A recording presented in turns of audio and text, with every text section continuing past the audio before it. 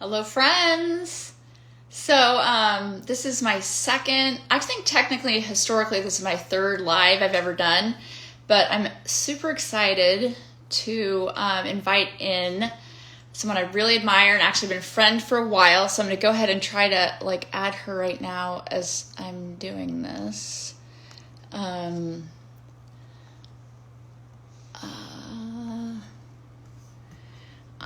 Thank you guys so much for joining today, and I've been really excited to be doing more of these lives. It seems like we've been getting some good interaction and good conversation, and a lot of you have been friends and followers and customers, and we've been working with for a long time. We're really happy to have this kind of interaction, and so been really seems to be successful.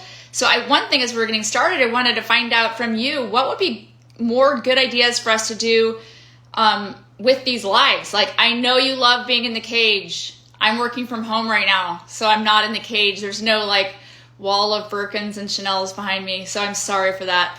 But what else? What else would you like? What are some ideas? If you want to add them into comments of any.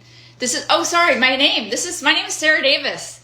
I'm the founder of Fashionphile. Some of you may know that, but I started Fashionphile I started selling myself back in 1999. I started selling on eBay. It's one of those stories. There's quite a few of those. I always joke that eBay was my incubator. I hope I did this right. I just added, here we go. Here we go. Yay. So I started a long time ago, over 20 years ago. My kids were babies and they're now in college. Hello. I'm excited to have you here. All right, it worked. Can you hear me? Yes. The funny thing is I've only done one of these before. And before I had friends, teammates from Fashionphile who are helping me set it up. I've never done one of these before. So I'm I hope I don't mess this up. And you can't really tell when you're doing it. It's well, if you can you see me? Is the lighting okay? Looking fabulous. Yeah. Awesome. You too. I need you to have makeup. I actually do. I do have your gloss. Very good. Eyeshadow. You're looking good. Thank you so much for coming with us today. We were sitting with the team and at Fashionphile, one of the things I love that from the very beginning is, number one, we serve largely women. 90+%. We sell mostly handbags, and there's guys out there. More guys. It's handy. More guys should carry a handbag, but exactly. So mostly guys, and then also, mostly women, and then mostly women work for us. And so we're thinking about we're talking about Women's History Month, and all that was going on, and we just had Black History Month, and we're thinking about all of the cool people or what we could do to celebrate. And I was what we should really celebrate is people who are making history right now. And who is making history? I just love what you're doing. Honestly, I'm so inspired. I feel like your story is so exciting and should be shared. And so I wanted to seriously, I wanted to bring you on here, and we had met probably I can't remember a year ago or something from you. Yes, or maybe even longer. It's been a while. Yes. Friend was you just got to meet her. And I'm yeah, I do. And I was we should meet. And then I sent a link response, we should meet. And then never responded. I think COVID, the world ended. Yeah, COVID got in the way, but we found each other. And by the way, while you're talking about women who are making history, I hope you celebrate yourself, because when our contact introduced us, I kind of Googled you, and not in a stalking way. I was oh my God, this woman is amazing. And then when we spoke, I was okay, she's the real deal. So I want to celebrate you as we celebrate women who are making history, because I think you've done something amazing in fashion. You're so kind. And honestly, I love that, because I love celebrating other women. Meaning, because I feel growing up, I didn't have a ton of mentors, honestly. When I was growing up, and I'd love to hear your story too, but my mom call me industrious, because entrepreneurial wasn't really a word. And what industrious, scrappy, I could make a buck here or there, selling at the carnival, in a wagon or whatever. And so I never had really a like female mentors.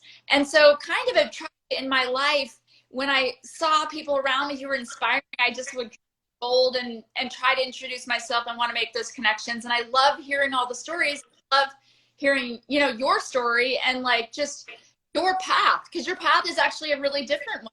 You know, I'd love to have the chance to tell a little bit of how you got started, because you didn't start the normal way. Absolutely. I think we've got a bit of delay, but you know, my background before I started this beauty company, I actually worked in finance, which is like, if anyone knows anything about Wall Street, it's super, super male dominated. And so when you talk about not having, you know, women mentors, that concept barely existed when I was coming up in my early 20s as a career professional, because everybody who was successful or who was senior, they were all male. So then fast forward, you know, I've been, you know, working for over 20 years. And when I started this business, the focus of my business and why we are different and why I call ourselves Bossy Cosmetics is that we were founded to ignite confidence in women who self-identify as ambitious. And so when I think about our beauty company, I actually don't think we have any competitors, because there is nobody making really beautiful, high quality, cruelty-free vegan products that are at the affordable level ours are, but then we go a step beyond and really focus on confidence in the woman who is wearing the product. And I think that's what it makes us incredibly unique. So it's been great building this brand. Yeah, that's one of the things, as we were talking about having fun, one of the things I find really interesting about, like I said, once we did connect, I signed up for your newsletter, and and I, like I said, I bought some of your cosmetics and have used them just because I enjoy them. I love your packaging and a lot of care put into them. Thank you. I saved your boxes. Like, I didn't throw them away just because they're and literally, like, I'm not kidding. They're not in the box. I just saved the box separately because I love packaging. We are all about, like, these are our new eyeshadows. I don't know if you've seen them. Everything that we make is about amplifying just the unique beauty of individual women. So it's been fun designing products. Well, and I love that on your newsletters, it's like, and there's different kinds of different approaches, but I kind of was like, she's almost like the, Ben and Jerry, like, they're unafraid to just really go forward with an activist nature in ice cream. That's so weird. And yet how organic to Ben and Jerry. You know what I mean? It's just so cool. So or like or whatever. That touches my heart that you would even compare me to Ben and Jerry's and Patagonia, because those are two brands that I model my life after. And I think that what they do exactly what I'm trying to do, which is first is amazing products, right? You can't put nonsense out in the marketplace. So great products is number one, but then your company can have a soul. Your company can be a person. Your company can care about things. And I just decided, listen, because I'm not working for a major global corporation, this is my little baby, she's going to matter. She's going to care. She's going to take positions, especially on issues that impact women. And so I've been fearless about it. And, I don't debate it. I'm like, listen, we are a women first brand and we care about things, and we will talk about what we care about. Yeah. And I mean, you can just tell it with your voice and all that, but it's authentic.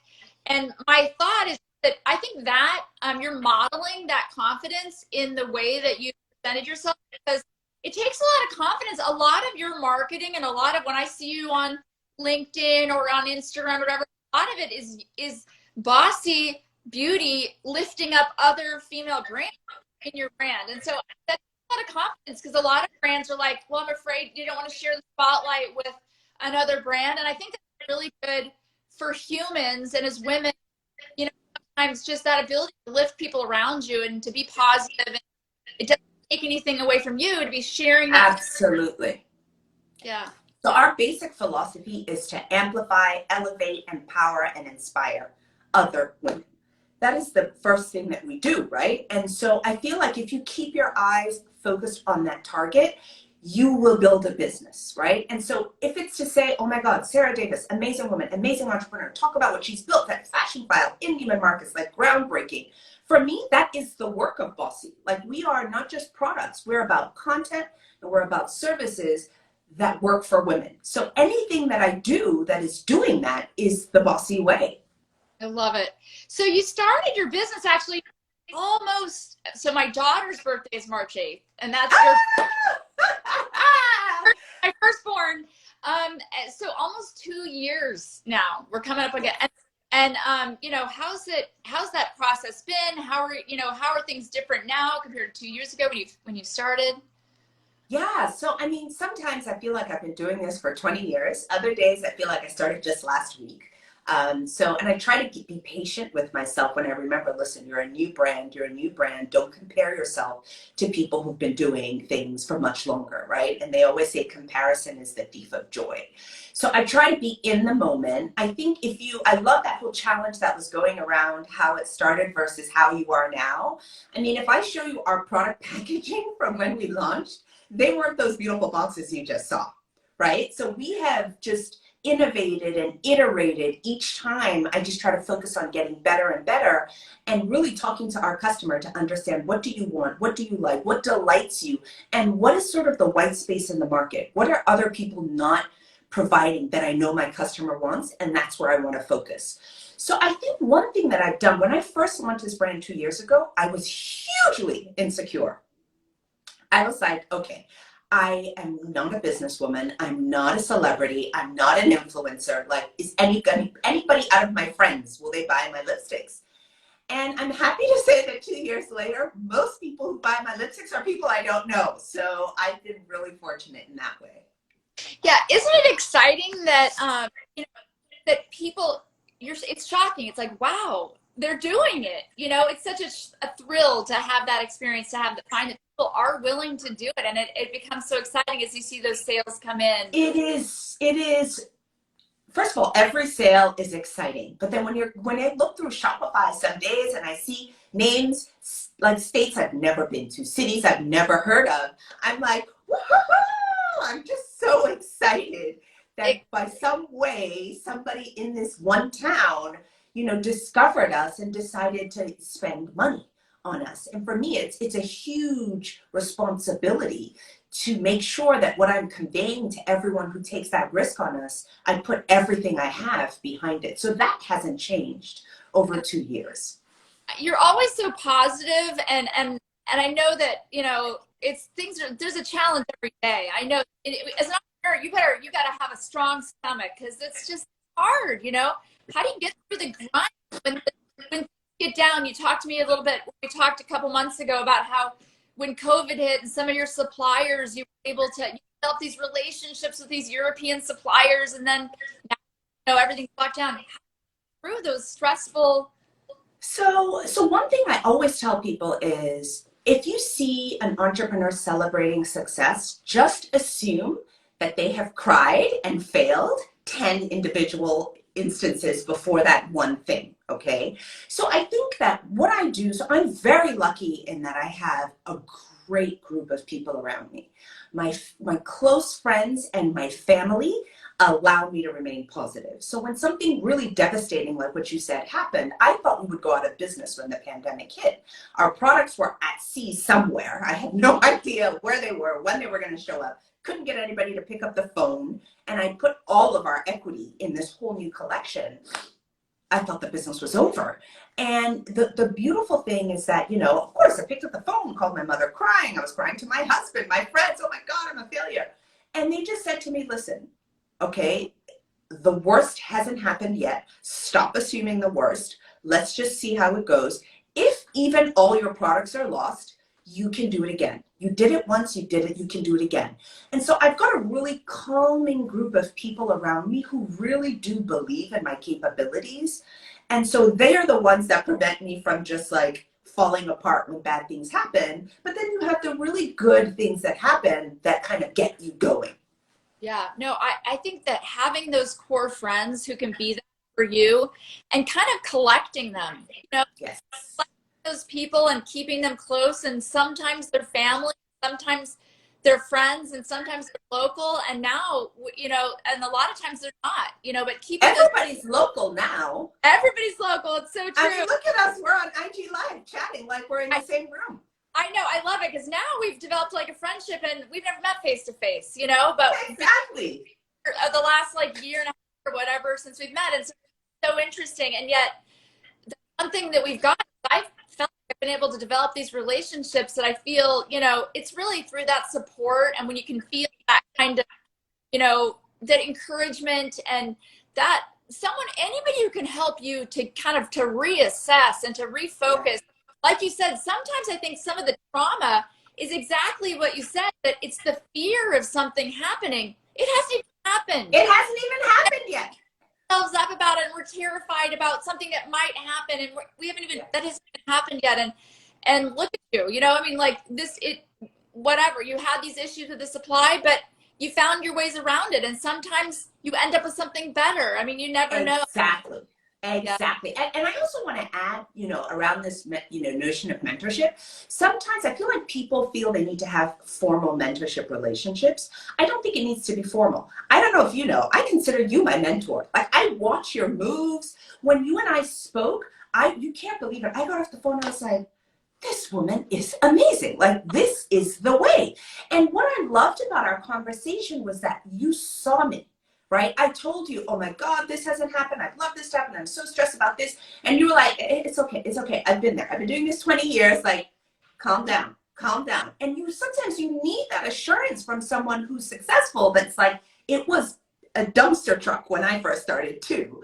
There is a path, just calm down. So I think people like you give me the feeling that, look, okay, it's really awful now. It's really tiny right now, but just keep going. Just keep going. I so relate, even as you're talking about, you're like, oh, you see our beautiful packaging today. You can't imagine it 2 years ago. You can imagine our packaging 20 years ago. So embarrassing. I always like that we did that, you know, but it's like, it's fine. It's good enough. And you make iterations and improvements and, you know. There you go. You know, and I saw one day on Twitter, I think it was a year or two ago, saying, if you're not embarrassed by your first set of products or packaging, you failed. Like you tried way too hard, way too early. Just get out there and do and learn and iterate and get better. So that gave me permission to just not focus on perfection and focus on good and then learn from there. That's such great advice because I have so many friends with really great ideas and they've got this like paralysis of analysis where they really are like so nervous about putting themselves or anything out there. And literally it will be years and they still haven't. And so I think you're totally right. It has to be good enough for now. And you can always make improvements, but you've got to. And I think people are scared, right? And I get that. Like somebody said to me once, you know, Aisha, how come you're so fearless? I was like, no. I don't want anybody thinking I'm fearless. I have a lot of fear. But what I do is I have a lot of faith and I don't allow inertia to stop me. So when I was starting Bossy Cosmetics, of course I was petrified. I was afraid of losing my money, afraid of just appearing like a complete idiot, just falling on my face, right? But I just did it. So I think people feel like they need to do that analysis paralysis until they feel so confident that the fear is gone. And my thing is that the fear is never going to go. Just go. I mean, and to be fair, you've got pretty amazing schools. Had a pretty amazing career prior to this. And so it's like you almost had a different type of risk. I mean, you went to Harvard, you know, you had all of this like amazing education and a great job, like you said, in banking and finance. And so that's a really risky thing to get to a point where I mean, I obviously don't know where you are, but with that many years in the job, I'm sure you had international, positions and were able to climb in your field. And then to all of a sudden to say, this is something that I really want to do. How did you do that? Like, how would you make that pivot? So it's certainly privilege. Let's be clear, right? I definitely enjoy I wasn't born with privilege, but I have accrued and accumulated privilege over time. And you are right. I mean, I have an academic pedigree and credentials that are, top 1%. Did right? You do undergrad at Cornell? Yes, I did undergrad at Cornell. I went to business school at Harvard, and then I did a fellowship at Stanford. So I did. Amazing. I did do all of that on my own. No legacy family relationships, borrowed money to go through all of those things and paid it back. So, you know, I definitely do have that privilege. But you're very right in that when you get so used to what they call the golden handcuffs, right? Like let's be clear, I was born to a single mother and we lived in the projects for the first decade of my life. Okay, so I wasn't born rich. So now you kind of pick yourself up by your bootstraps, do all this stuff, and you start to have some money. You start to have some nice things. And the thought of quitting and potentially one day ending back, you're like, it's so scary. So it was a really big risk for me to leave. I had a fantastic job running investment banking for an entire region. When I quit and said, I'm burnt out, yes, I'm making a lot of money, but I'm unhappy. I don't like what I'm doing. I am miserable. In fact, I'm close to depressed. And I want to be a better mother. I want to be a better friend, a better wife. And I can't do that if I'm all sort of tied up in knots because of my day job. So it was crazy. Many people were like, okay, we'll take us 3 months sabbatical. And when I told them, no, I'm quitting. And then I said, I'm starting a beauty company. I mean, the number of people who looked at me like I was sick in the head. You know, I think now they're like, okay, we can see some sense in this. But in the beginning, you know, I was met with derision. Even when I tried to fundraise with the venture capitalists, they would say, beauty? Well, if you want to start fintech, maybe we'll fund you, but beauty, please. Like I was so disrespected.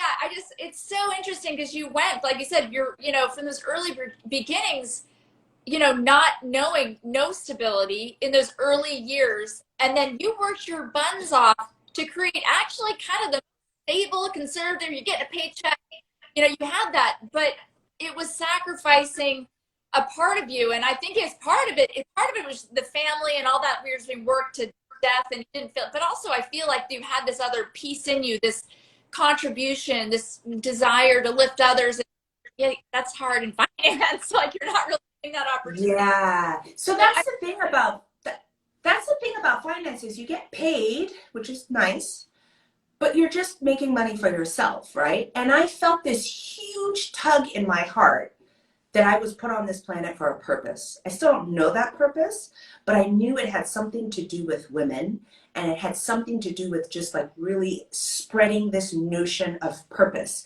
of passion, of living your life to your fullest capabilities and really helping women, myself included, along that journey.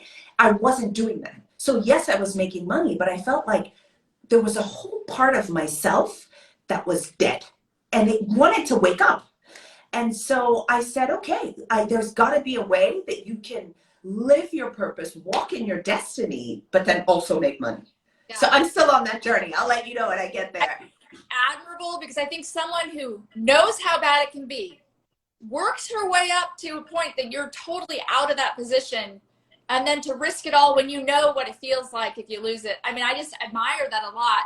One of the things we talked about when we talked, one of the last times we talked was, you know, for myself, I didn't go to business school. My business school has been, you know, podcasts, audio, you know, like discussion boards on the internet, you know, like discussion groups on the internet. These have been my kind of like business school. But you said too, you kind of went through business school with one approach and then left as an entrepreneur, and that wasn't really your focus. And so you've kind of had to get a new education. One of the podcasts I loved was How I Built This. And after we met, like 6 months later, I don't know, a year later, whatever it was, you're on How I Built This. I mean, come on, that's amazing.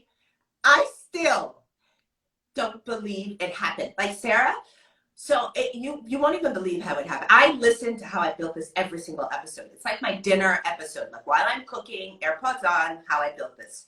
And so I get followed on Twitter by Guy Raz, and I'm like, this is probably a fake Guy Raz account. And then this account DMs me and is like, hey, would love to talk and learn more about your brand. So I dropped my email address because I'm like, well, let's see.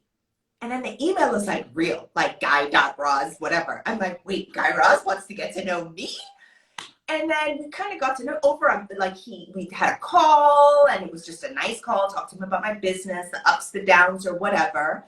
And then I think 6 or 8 or so months later, I can't remember, his people emailed and were like, we're doing this new show called Resilience, and would you love to be on it? I think I fainted, woke up, like, I still can't believe it happened, Sarah.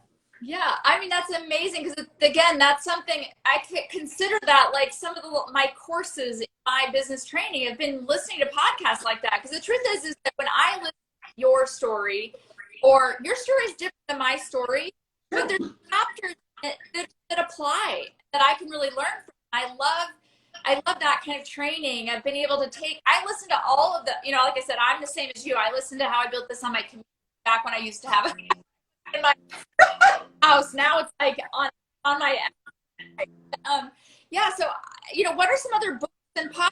What did you do to kind of build that expertise you had before? Oh, lots. So one thing I do, I'm very active on Twitter. If you follow the right entrepreneurs, investors, sort of thinkers on Twitter, that's a whole level of education. So that's one place that I'm really good on, because you'll find out about interesting. There's a podcast by a gentleman, I think his name is Patrick O'Shaughnessy.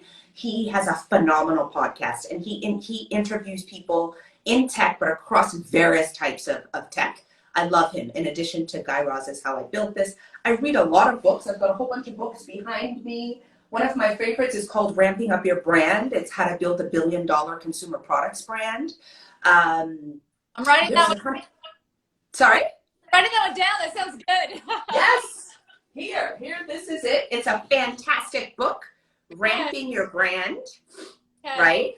It's really, really good. There's another one called, it's written by Jamie Schmidt, the lady who started Schmidt Naturals, the deodorant company that was bought by Unilever for like lots of millions. She wrote a book called Super Maker. I try to read books that are about like consumer products, right? Because if you read something, I heard her on a Clubhouse discussion. Yes, she's very active on Clubhouse. I got her downloaded her audiobook, so I'm glad you recommended it. I just downloaded it. It's a really, and I like her book because it's so honest and authentic. You can feel her throughout the journey and how she just didn't know and she just learned along the way. And so I love stories like that because it gives me this comfort that, look, I don't have all the answers, but Bossy Cosmetics is university. Like, I will never, Harvard didn't teach me this much, Cornell didn't teach me this much, Stanford didn't teach me this much. Right. I mean, you are in school every single day is an exam. Exactly. It's so true. And I love that because, like you said, you don't even know the problems to anticipate. It's like the thing happens and then you, oh, help, what am I going to do about this? A lot of the time, it's like you think that building a business is about like planning and preparing, but a lot of time it's about, assessing and kind of like, making do when something happens, figuring it out and that being resilient in the face of uncertainty. This last Absolutely. Crazy. Nobody can prepare. What's Harvard teaching you about that? Although I would love Nothing. to audit a couple classes from Harvard Business School. I'm sure you have people there, but like you said, it's like, that's what's so amazing about the internet. I've thought about podcasts and all that, but it's interesting that you're using social media as part of your instruction for your education. So huge. Why make a mistake when somebody else has already made it, right? So if I can tune in onto somebody who is like, and you'll find there are a lot of people who love the sound of their voices on Twitter. So if you just find the ones who are in the area that you're interested in, just listen to what they're saying. You will pick up so many gems from there. Yeah. It's interesting too, because it's free. It's accessible to everyone. Yeah. Yes. Obviously audiobooks can cost money. Books you can rent them. You can actually rent from the library audiobooks still. So it's not like but these things are all, and social media is free. Free. And the thing that I think is also free, which I've done in my whole life, is just connecting with people, and you'd be surprised how open and, and how much help and kind of you can get from someone just by asking. I always am like, the worst thing to do is not respond. and then what? Yeah. I feel like ghosting is like a really mean thing to do. And if you are too busy to entertain a request from someone, just be honest. Yeah. just be honest and say, listen, I'm too busy, or this isn't in my wheelhouse. It's not something I know about. But don't ghost people, especially young entrepreneurs. Yeah, it's funny because I linked in with someone a long time ago, and I never heard back from them. And then, like, literally 3 years from the day that I said, hey, you know, I love what you're doing, would love to connect or whatever, she responded and she's like, oh my gosh, I never saw this. I just never in here. I was sorry. 3 years later, I love to talk, and it happened to be like, yeah, let's do it. And then we like connected. We've been really good friends ever since. And she's been, you know, she's in the industry, and it's a lot of, you know, things we can share, again, because I just have never had those mentors in my life. And so sometimes I feel like mentors can be books and podcasts and social media and people and, you know, connections and discussion. Honestly, sometimes discussions with employees that I have that know more than I do about. Absolutely. You want your employees to know more than you. Exactly. Absolutely. Absolutely. I think we have to be humble in business. I mean, this is not the place for ego. Wherever you can get the knowledge that you need, get it. And if it's from, you know, someone who's really young, someone who, you know, you may not have ordinarily known, wherever you can get knowledge that's going to help you make your business better, make yourself as a leader better, go get it. That's my philosophy. Wherever I can learn, I want to learn. Right. And now, again, when all those things, so many of those things are free, it's really on you. It's like, it's there for the taking, and on you. And it's a matter of like not allowing fear to get in your way. If you've got, I always think, you know, at the end of the day, if there's a regret that you're going to have, you had some idea, something you wanted to build, something you wanted to create, and you never did it. And it doesn't necessarily have to be business. I think about people who always wanted, you know, to paint or something, and they just never, that time and, you know, getting the materials and practice and all that. And if at the end of the day, at the end of this life, if there's a big regret you're going to have, you never did it, I feel like you could have had a long and successful career in finance. You could have made a heck of a lot of money, killed it, you know, made a lot of great friends and all that. And then at the end of the day, there would have been this thing in your heart that you knew there's something you wanted to create that you didn't do. And so I'm just so, I feel so proud of you that you're, and it's paying off. I mean, it's really, you've done an amazing job in building. Thank you. You know, I feel like one of the things you're really good at is building awareness for your brand. And so, you know, what is your philosophy behind that? For 2 years, it's a very, very young brand, and you've really get out there. What is your...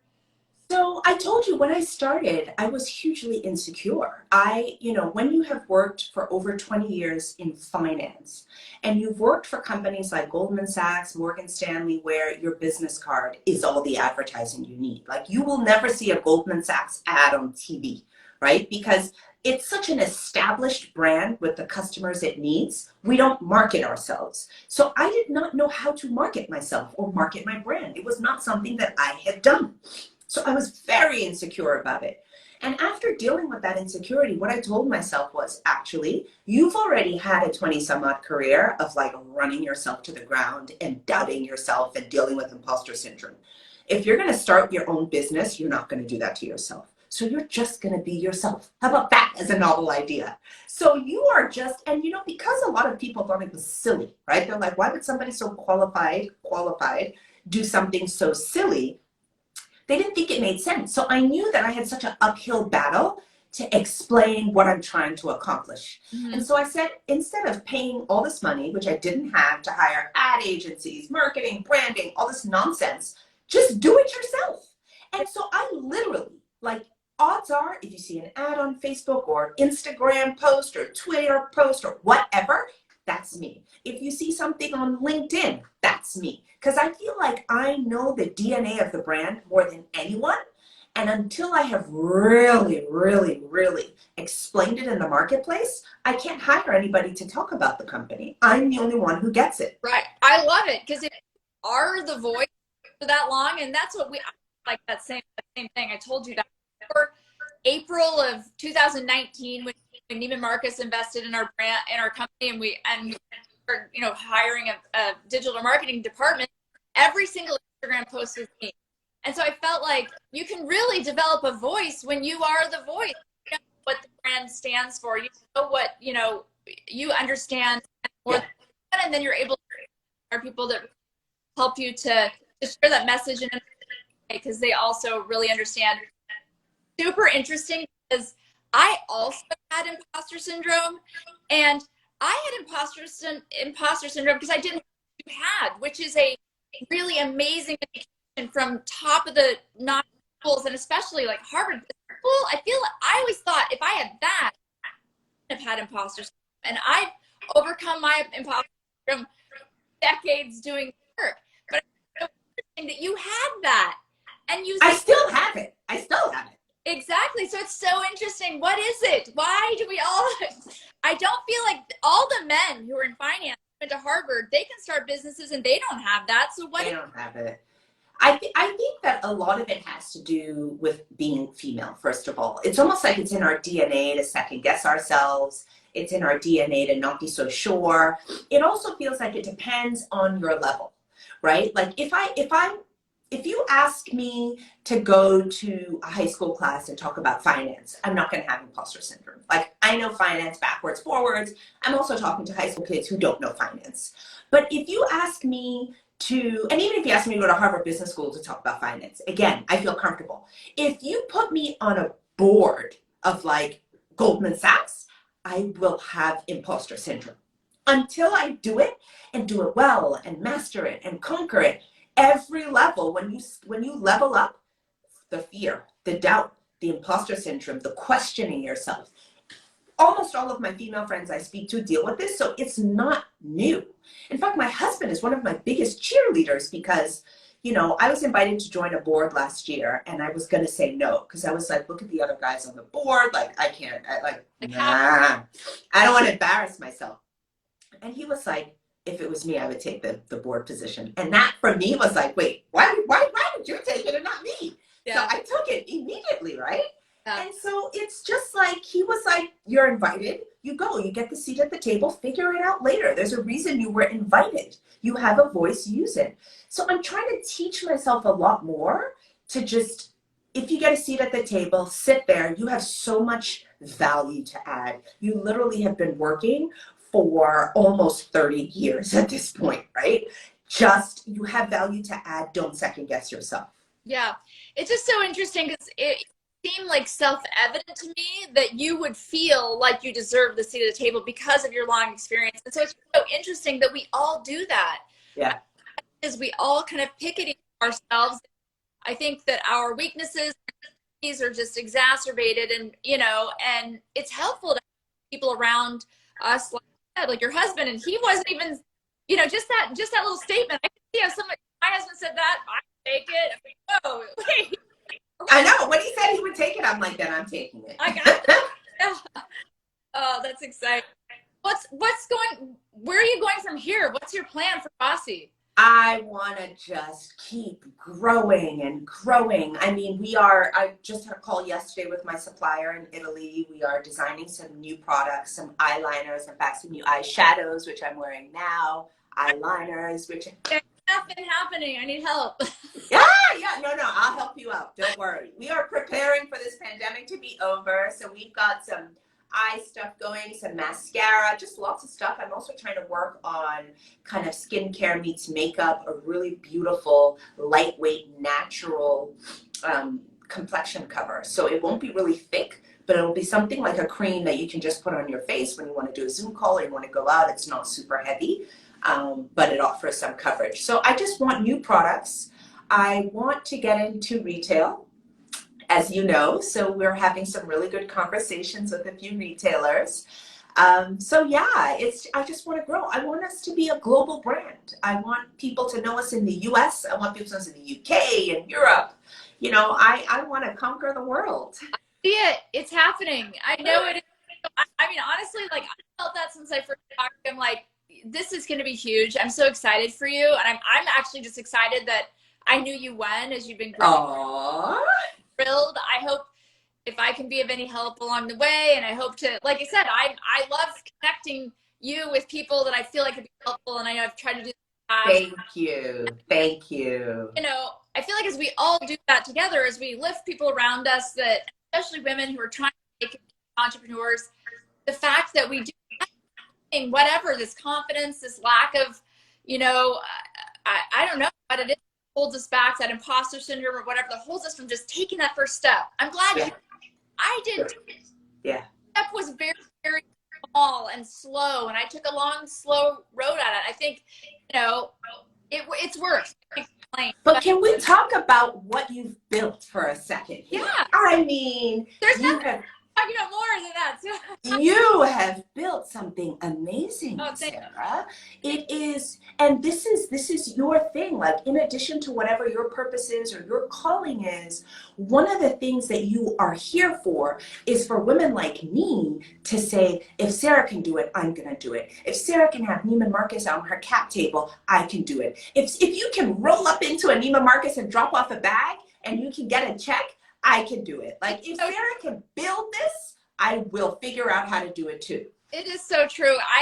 That is exactly true. Because the truth is, it's kind of like, which is kind of a graphic phrase people say, but they're like, how can you eat an elephant one bite at a time? Nobody can eat an elephant. But I mean, that Fashionphile has been going for so long. People are like, gosh, it's amazing. They'll come to our headquarters in Carlsbad. It's just gorgeous. It's like Willy Wonka for luxury bags of just like conveyor belts of Hermes and Gucci and Chanel. I gotta come visit. You have to come. You have to come. It's amazing. We're building out a second distribution center in New York City. It's gonna be phenomenal. We've got an office that we're building out in LA for our team, our digital and tech team there. It's crazy. And people are like, how did you do this? And I'm like, it took so long. Meaning, I sold one bag on eBay, and then I would take the profits from the one bag, and I would buy another bag. I love it. Take the profits, and I'd buy two bags, and I do it so slow. And the truth is, it's fine. It was good speed for me. You're growing much faster, and I don't have 20 years to wait. I know. And honestly, not a lot of people don't. But the truth is there's probably people who are listening to this right now who have an idea. And honestly, just the idea of getting started, you can do it faster than I did. But if you don't want to, you have time. I tell people, I'm like, if you're a piano for 20 years, rest on your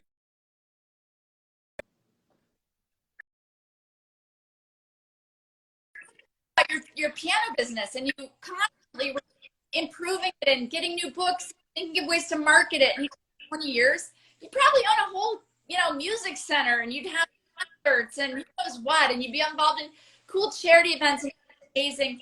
It's just, if you really put your mind to it and your heart, you're just, that's kind of your passion, then you can develop. Yes. I love the idea. You had the idea, you had a beautiful, successful life, and you took that risk and pivoted, and it's really, I know it's going to continue to be successful. Already killing it. Congratulate you, and I hope that conversation, if you're, I hope that hearing Aishetu's story, that you're also inspired, that you'll, that you can take that step where I didn't have that. I wasn't have, quite frankly, the risk that you did, but I didn't have any. So why not give it a try? So yeah.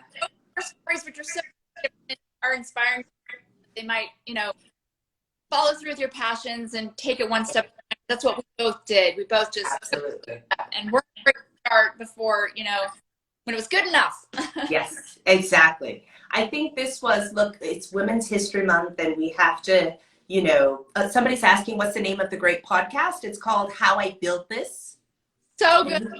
You can get it on Spotify, Apple, basically everywhere you can get the thing podcasts. I love about it is it's just like 30 minutes, short little nugget, and it tells you it's all the cool brands, all the cool companies you love, from Airbnb to Spotify, to Shopify, Airbnb, like all the CPG brands. Yeah. He's interviewed the greats. Everybody. And then me.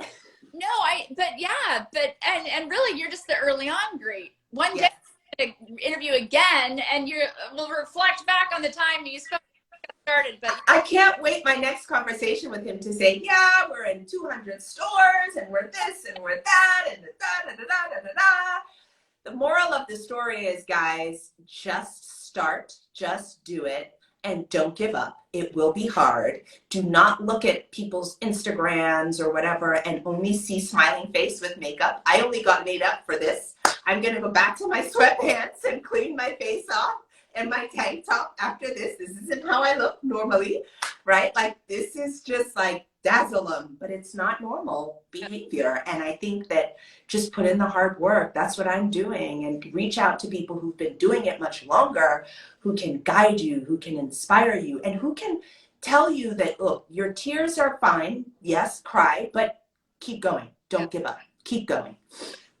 Love it. Well, thank you so much for your time. We'll hope again. We'll continue our conversation, and yes, excited for you. And thank you everyone for joining.